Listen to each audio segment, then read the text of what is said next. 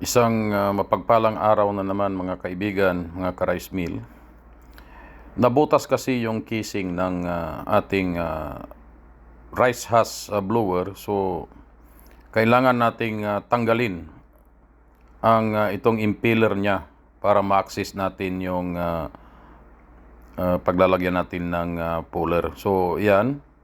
Tanggalin natin yung nut, yung lock washer. At pagkatapos, ready na tayo. So sa pagtanggal ng impeller na ito, since nawala siyang kasamang puller, kailangan mag-fabricate tayo ng puller para matanggal natin yung impeller at matanggal natin yung casing.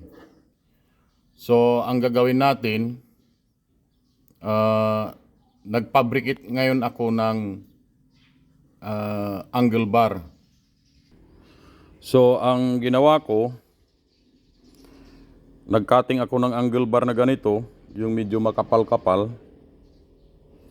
Tapos binutasan ko siya ng dalawa, coincide doon sa butas ng impeller. Kailangan coincide siya para pagka sit up natin ay hindi siya lihis. So ganito ang pag sit up niyan. Tapos kailangan din natin ng dalawang bolt na ganito, M6 ang size, at ikakabit natin yan doon.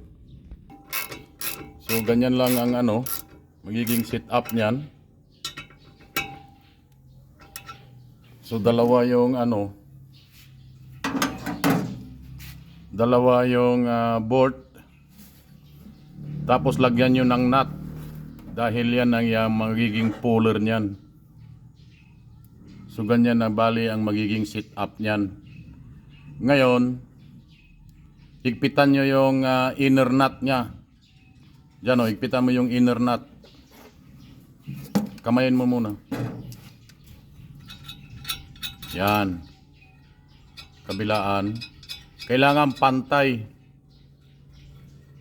Kailangan pantay siya. Ang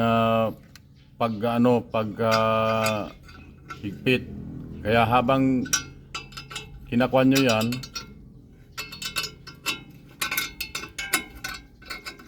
sa kabila. Baba.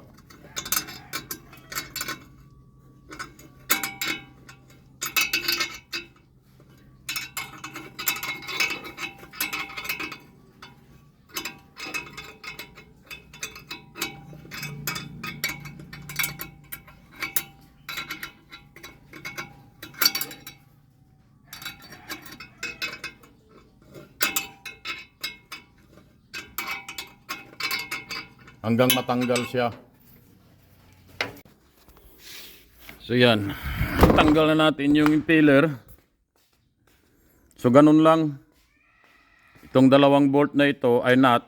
Yan lang ang higpitan. Pero sa initial na ito ang higpitan yung dalawa bago na sagad.